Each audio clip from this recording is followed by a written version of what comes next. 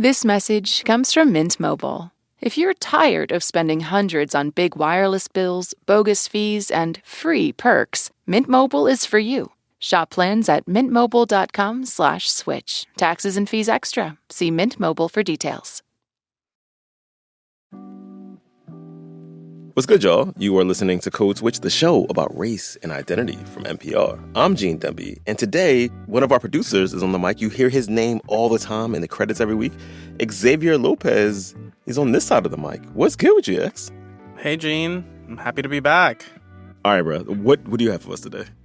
Well, Gene, I'm here today because I want to talk to you about language learning, specifically adults learning English. Oh, boy. Okay, yes.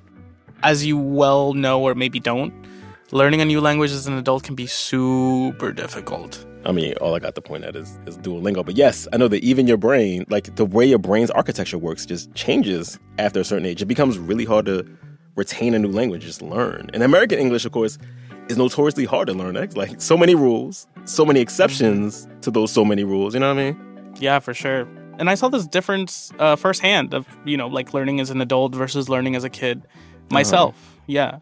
I learned English mostly through school and honestly, like a lot of television. When I first got to this country as a kid from Ecuador, watching reruns of Who's the Boss and The Fresh Prince of Bel-Air. Another Philly icon like you, Gene. I mean, I'll be trying. Actually, like learning English by watching Fresh Prince, that's kind of a whole thing on the internet.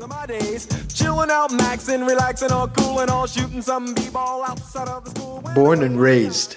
Raised here means grew up. Chilling out, maxing, relaxing, all cool. These are all slang words that mean to relax as much as possible and just have fun.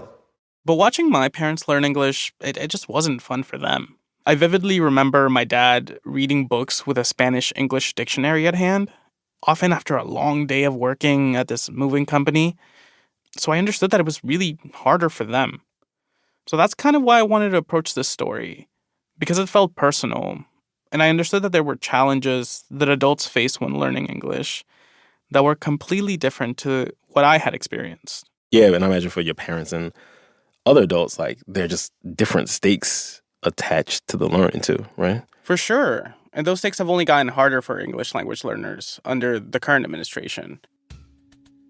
So let's go back a bit to March 2025. Pretty fresh into Trump's second term, when he signed an executive order declaring English the official language of the U.S. Yeah, I remember that. And, the argument was the assimilation argument, right? Like one country, one language, right? Yeah. The executive order says that this would empower people to achieve the American dream. Okay, we're going to shelve any debates about the existence of the American dream, whether that's even like an achievable thing, but like leave that aside. With English as the official language, which has always been a controversial prospect, right? When you said we're talking about adults learning English, right? So does that mean that after this executive order, there are more English classes? See, Gene, you would think that, right? But no. Oh my God, okay. Yeah, it's actually the opposite of that. The administration's budget proposed zeroing out money for adult language education. And on top of that, the executive order repealed a 25-year-old rule that required federal agencies to help people who don't speak English. Okay, wait. So they're basically like, y'all got to learn English, and y'all got to interface with the government. Even if you don't speak English, we're not going to try to meet you halfway and have options for non-English speakers. And we're going to shut down, or at least not give money to, the places where you could learn English. So you just better, get your Duolingo streaks up. Like, that's it? Just good luck to y'all? Yeah, pretty much. That is okay. And there's another piece to this, which is that even fully funded, the system to teach adults English was never close to big enough. There are about 25 million adults in this country with limited English. But the federally funded programs only serve around 600,000 of them a year. Okay, so just doing some quick back-of-the-envelope math here. 600,000 out of 25 million. I mean, I'm going to mess up the calculations here, but the point is, the backlogs must be bananas if you want to take a class. Oh, my God. Yeah, bananas indeed. There are long wait lists for people. So even before this executive order, if you wanted to do the thing Trump is asking for, which is to speak English, you were going to have to wait to learn how. Yeah, but now they're just being told to do it without the funding for these classes. And so that's what I've been looking into. What's happening with adult ESL under this administration? And what does it cost the people trying to build a life here? Support for this podcast and the following message come from Made in Cookware. President and co-founder Jake Kalick shares the key ingredients that go into Made in products.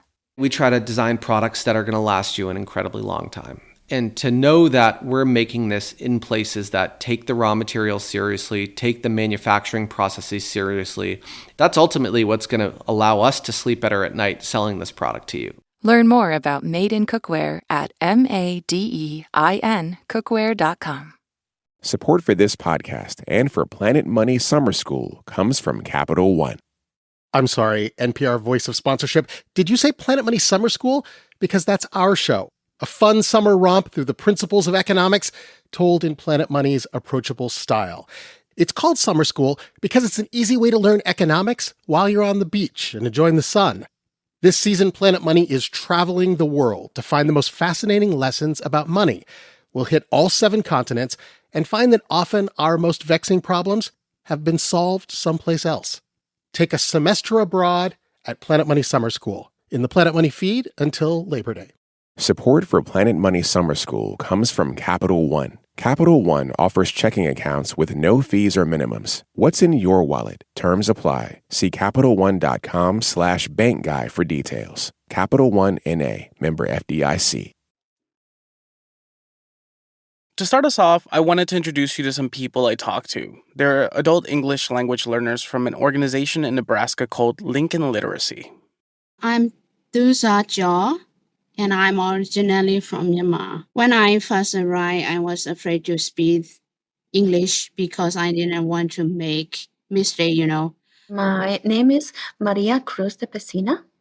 I'm from a very small town in Mexico, San Luis Potosí, Mexico. After a few months that I got here, that I realized that how important is the language, to learn the language, because if not, you are always depending on other people. My name is Shireen Arhinto. I'm from Iraq. I'm AZD. It's very hard for me. It's very difficult because it's not speak English. It's not reading, not writing.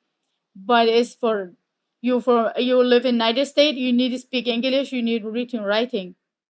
And Trump made that point clear, the need to speak English, by declaring it the official language of the country. Yeah. And I wanted to understand what that actually looks like for people trying to learn the language. So I talked to someone named Jacob Hofstetter. I am a policy analyst with the Migration Policy Institute's National Center on Immigrant Integration Policy. Jacob studies how immigrants adjust to life here and what the government does or doesn't do to help.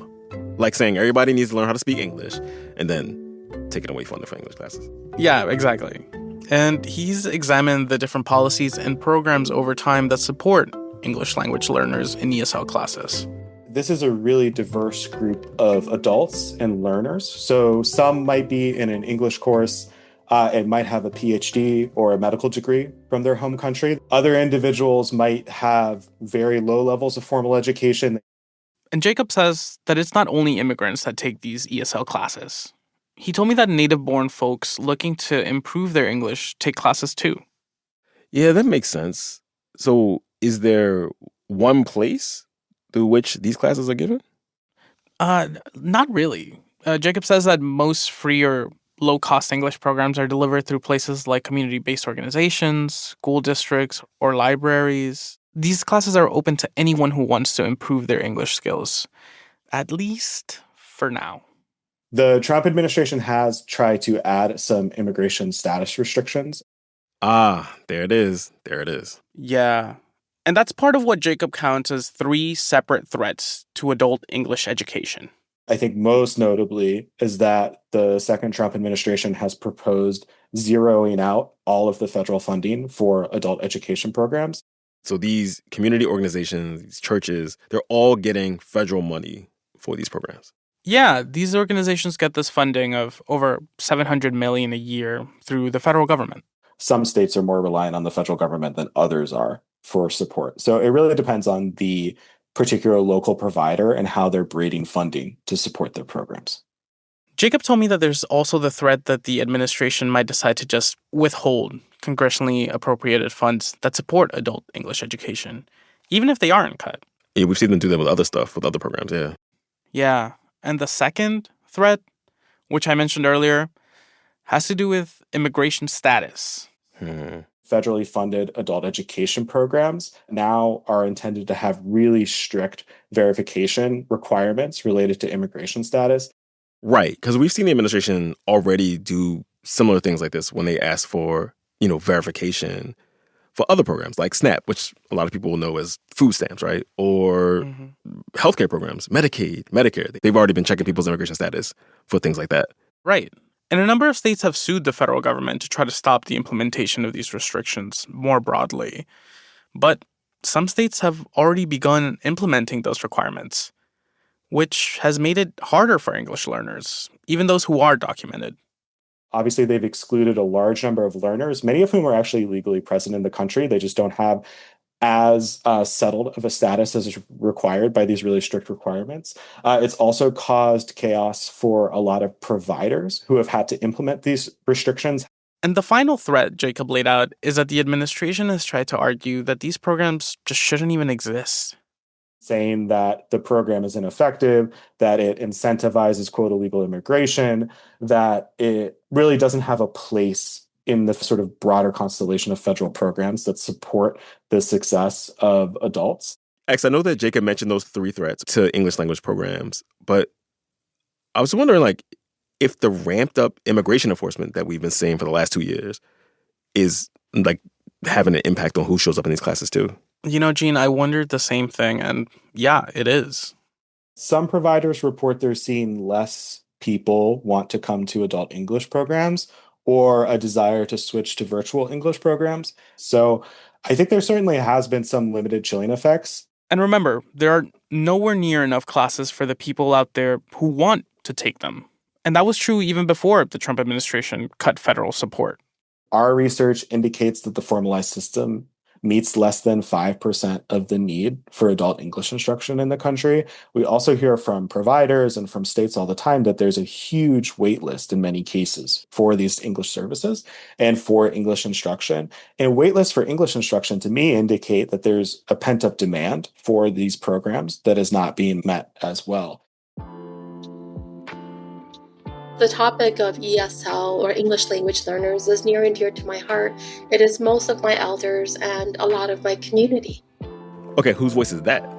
That is Kao Kalia Yang. She's a Hmong American writer, a poet in the Twin Cities area of Minnesota. Kalia was born in Bon Vinai, a camp for Hmong refugees from America's Secret War.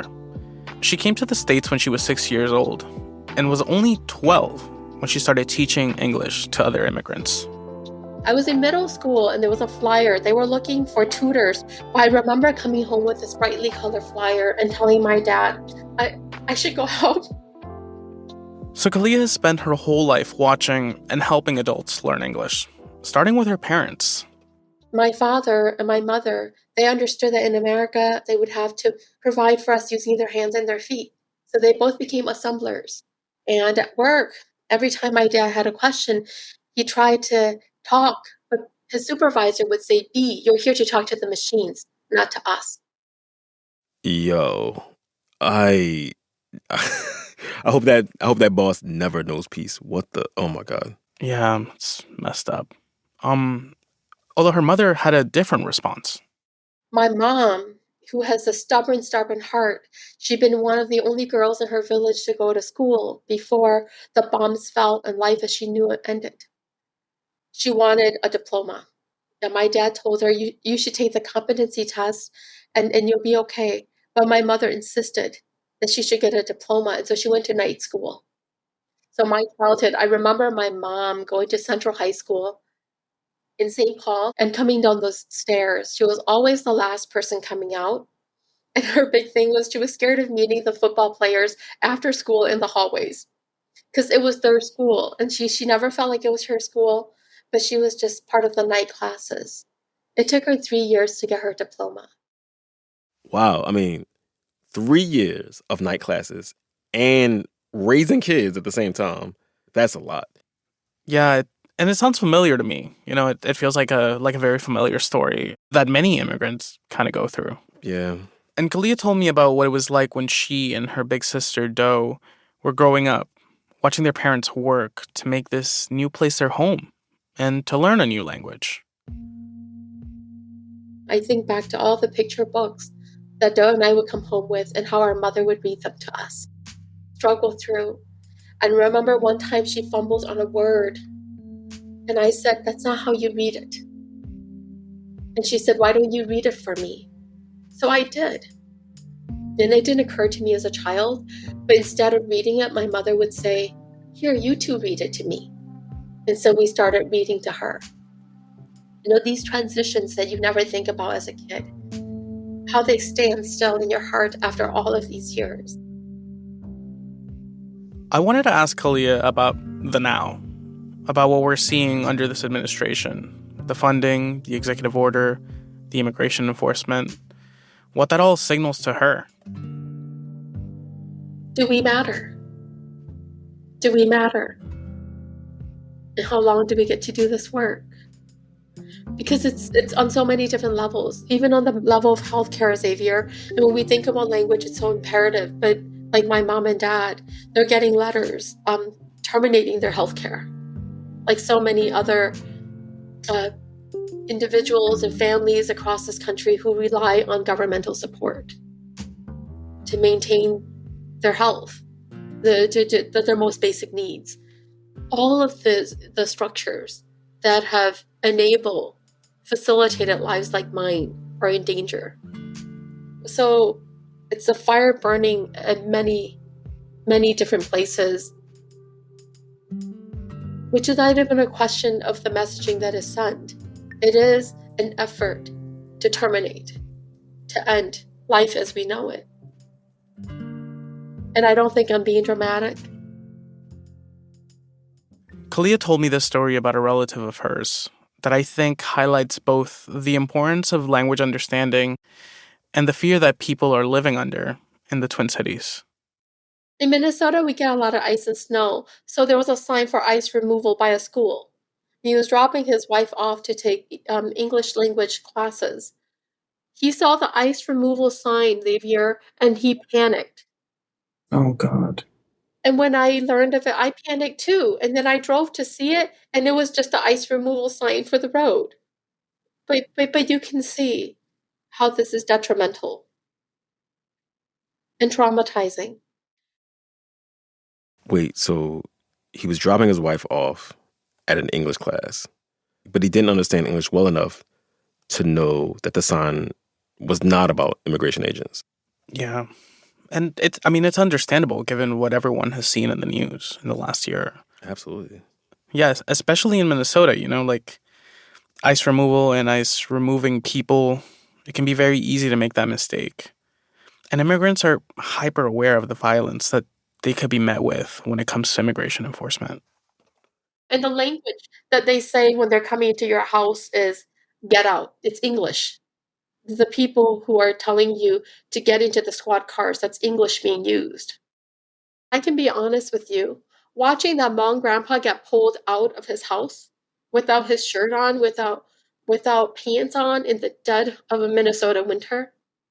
You know what people don't know, Xavier? They don't know that the blanket that was flung onto his shoulders, that belonged to his grandson. They don't know that from one of the windows in that house, his grandson was watching the whole thing, Xavier. Collateral damage. That's something that we haven't even talked about yet about Operation Metro Search.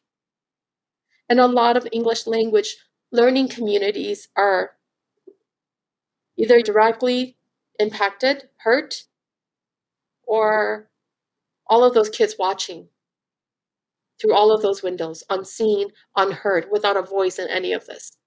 That grandfather, I know that he's already had an incredibly hard life.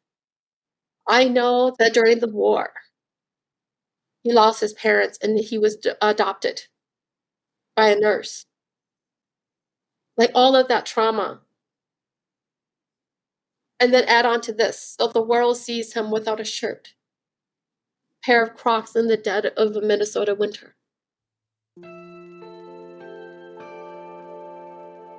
When we come back, we hear from ESL students and instructors in Lincoln, Nebraska, where people told me that the hardest part of learning English isn't really the English. Confidence is just as important as the vocabulary.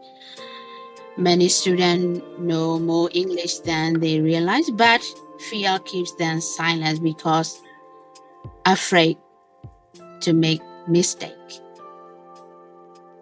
That's coming up. Stay with us, y'all. This message comes from Whole Foods Market. What's in your kid's lunchbox? At Whole Foods Market, they've already done the studying. Over 300 food ingredients are banned from their shelves. No hydrogenated fats in the peanut butter, and no high fructose corn syrup in the cookies. And for sandwiches, there are no synthetic nitrates or nitrites in any of their deli meat, so you can pack lunchboxes with peace of mind. Get back to school ready at Whole Foods Market. This message comes from Wise, the smart way to manage your money around the world. With Wise, you can send, spend, and receive money in over 40 currencies at the mid-market rate. Learn more at wise.com. T's and C's apply. Support for this podcast and the following message come from Made in Cookware. President and co-founder Jay Kalick shares why he was inspired by his family's fourth-generation kitchen supply business. Growing up in a commercial kitchen at home really opened my eyes to bringing what was cool in restaurants into your home. And when you think about what we do today, we are asking these chefs for product ideas. We are designing products together with them that we then realize a home cook can use as well. Learn more about Made in Cookware at madeincookware.com. This message comes from Lisa. Meticulously designed mattresses backed by free shipping, easy returns, and a 120-night sleep trial. Visit lisa.com for 25% off today. Plus, get an extra $50 off with promo code NPR. Gene. Xavier. Code Switch. So today, one of our producers, Xavier Lopez, is on the mic. And we're talking today about how adult English language learning is faring under Trump's second term. That's right. As we've seen anti-immigrant rhetoric and policies ramp up in the last 2 years, I wanted to know how that's impacted people who are trying to learn English. One of the most important aspects for immigrants looking to make a new life here, to become an American. And Gene, for this next part, I'm going to take us to Lincoln, Nebraska, to talk to some folks I met at this organization I mentioned earlier, Lincoln Literacy. Before I take a class, I'm very nervous how I get a job because I'm not speak English. I know good reading, writing. I don't know how I get a job. The first barrier, the language. You want to communicate, you cannot communicate. It is just the feeling of not knowing anyone and like lost because you cannot understand nothing. You can speak and at the same time nobody can understand you. You listen and it is like you didn't listen because you can understand what I'm saying. Everything was unfamiliar, the language, the culture, even simple daily tasks. It was overwhelming for me because how can I survive? So Gene, those were the voices of the English language learners who we heard from earlier. I met them all through Lincoln Literacy, an organization in Nebraska that serves some 3,000 students each year, students from all over the world. So, okay, 3,000, that's a lot more students than I would have expected. Is Lincoln, Nebraska a big hub for immigrants? Yes, actually. It's no Miami or Houston. But Brian Seck, who is the executive director at Lincoln Literacy, told me that up until recently, the city was receiving a pretty large number of immigrants, a lot of humanitarian parolees and refugees. Lincoln's about 10% foreign-born overall, and we've been a refugee community since 1975 when the Vietnam War ended, and that really kind of changed the face of Lincoln. And then that fast forwards all the way today. We were a large receiver for many waves of refugees coming to the United States. That's Julie Greaves. She's a director of adult skills and workplace programs at Lincoln Literacy. The largest number of people, of course, are Spanish speakers here. That's still very strong, but we have a large Arabic speaking population. I believe the largest group of Yazidi that's in the United States lives here. One of the people I spoke with is a Yazidi refugee, Shireen Yardo. She came here back in 2016 after being chased out of Iraq by ISIS. And she told me that some of her family back home is still missing, actually. This is now is my family is 15 is stay missing. Sometimes people ask me, talk about my story, talk about my family. It's hard because it's my family missing. Shireen works 2 jobs, full-time at a meat packing plant and then at a McDonald's. Because I have a 2 job. Oh, I'm very busy. I'm working. Oh, everything is expensive. Oh, my family is hard for me. I can't sleep. I too much think about my family. Shireen came to the U.S. 10 years ago as part of a refugee resettlement program, back when the United States was still taking refugees. Right. We've talked about this before on the show, about how the Trump administration completely scaled back the number of refugees that the U.S. takes in from the rest of the world, with the notable exception of white South Africans. Yeah, exactly. And this is something that has been felt in Lincoln. Even with refugee arrivals down to, I would call, functional zero, we are getting a few white Afrikaners who are coming into Lincoln, but those folks largely speak English, so they don't need us. So functional zero in that they're refugees that don't need us, which that's what it is. And we were supposed to get 1,000 in 2025 and got 0 when the program ended. Wait, so they were supposed to get 1,000 refugees last year, and they got none? Yeah, 0. What? Brian says that he still expects around 3,000 new students this year, but there'll be people who've been in Lincoln for a while, not any recent arrivals. He says there won't be a big drop in learners, but a leveling off, which I think makes sense given the current funding, as we mentioned, not meeting the outsized need for ESL programs. Right.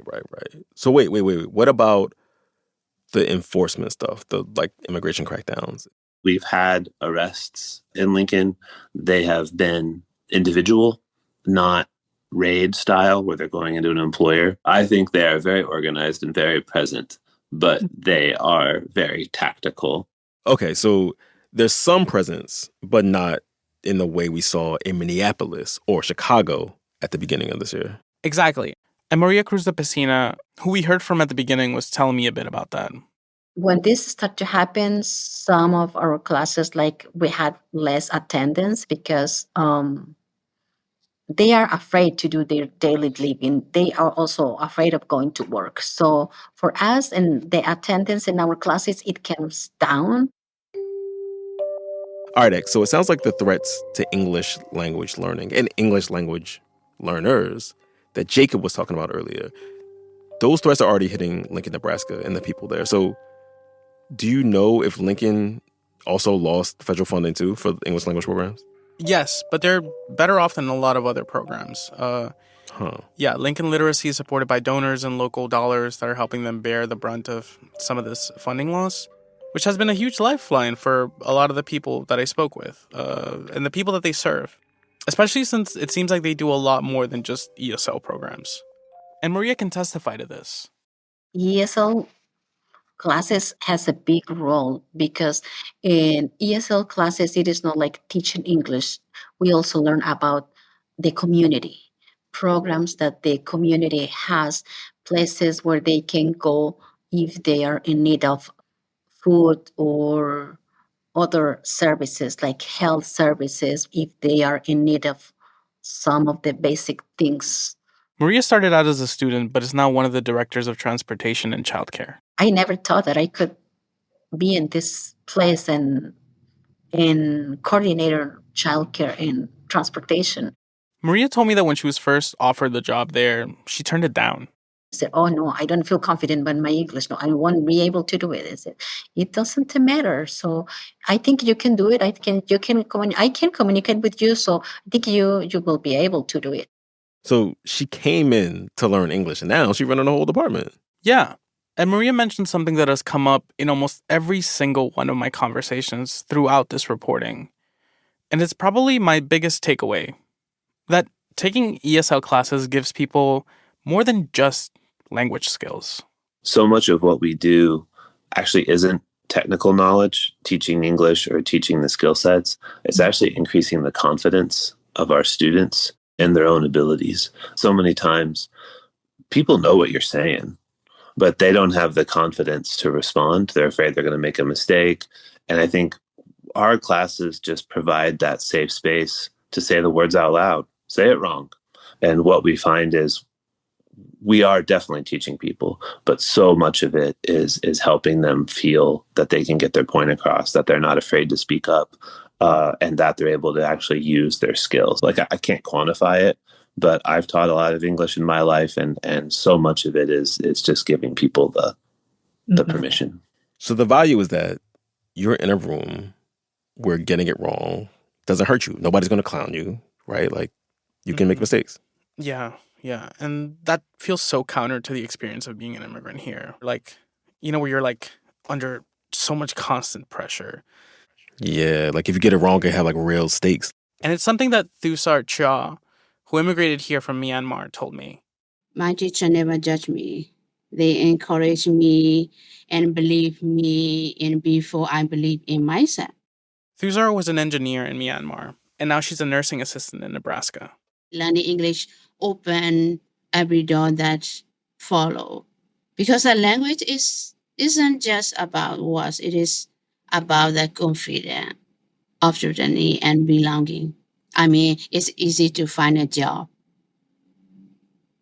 Confidence is just as important as the vocabulary.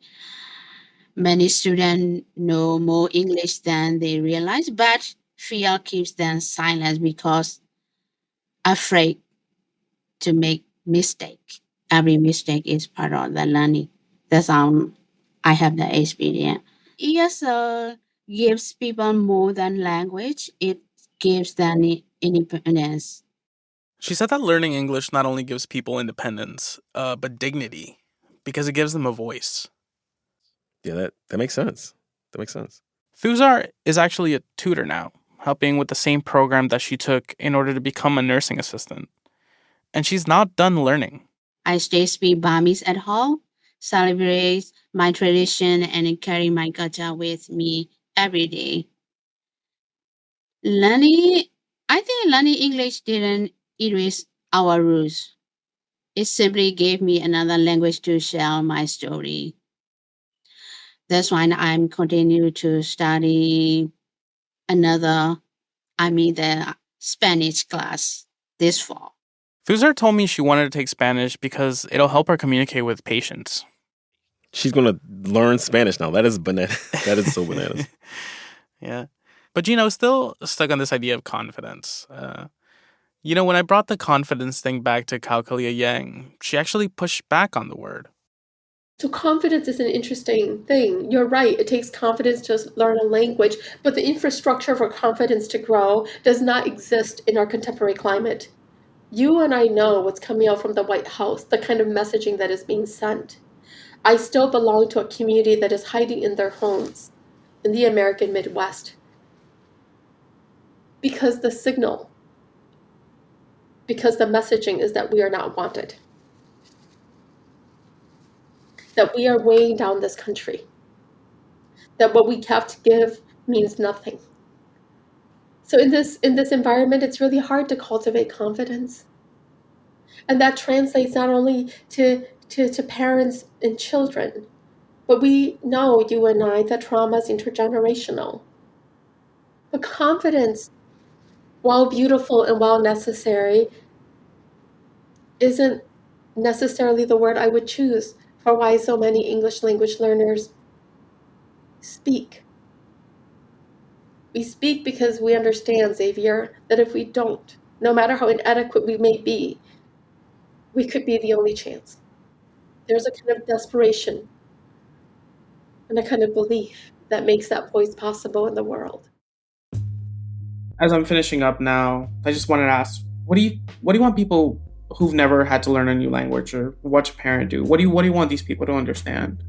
I want them to understand the incredible courage that's brought these individuals to this place in time. I want people to understand that patience goes a long ways. and facilitating that magical word confidence, right? And cultivating that kind of culture that invites other people in. I want people to know that there's always somebody looking and learning from our engagements and our interactions with each other. By the way, y'all, we reached out to the White House for comment, and we did not hear back by the time of this recording. And that's our show. A reminder that you can follow us on Instagram at NPR Code Switch. That's all one word. Yeah, I run the Instagram, by the way, just so you guys know. Oh, so holla to X. Yeah. He's the person you're talking to, so yeah. When you're being mean on Instagram, be nice. You're being mean to X. Yes. This episode was produced by me. It was edited by Courtney Stein. Our engineer was Jimmy Keeley. And we'd be remiss if we did not shout out the rest of the Code Switch Massive. Right, X? We got Christina Kala, Jess Kung, Leah Danella, Daya Mortada, B.A. Parker, Barton Girdwood, Yolanda Sangweni, and Maya Dangerfield. As for me, I'm Gene Demby. I'm Xavier Lopez. Be easy, yo. Take care. Really small piece of trivia. I was there when they filmed the opening credits for the part where the cop is there. Wait, no way, really?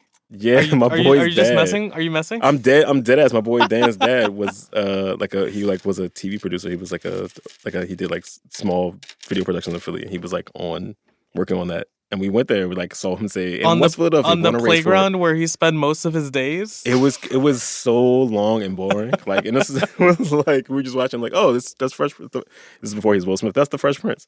It's literally 3 hours of them taking the cop coming over and waving the baton over and over and over again. And then when West Philadelphia, born and raised.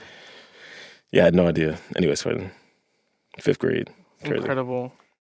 This message comes from MIDI Health. CEO Joanna Strober shares the personal experience that led her to start a virtual care platform for women in perimenopause and menopause.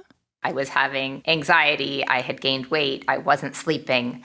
And my primary care doctor never once said that perhaps I was in perimenopause and that all these things could be related to my hormones. So I had a really tough time for quite a while, and a friend recommended that I try a concierge doctor. She prescribed hormones for me, a combination of estrogen, progesterone, and testosterone. And I felt very relieved that I had this care, and I also had a lot of sadness that I had spent such a long period of time going through this and not getting the right care. And so essentially what we really want to do at MIDI is democratize access to this type of care. MIDI Health, committed to helping women in midlife with perimenopause and menopause care, accessible via telehealth visits at joinmidi.com.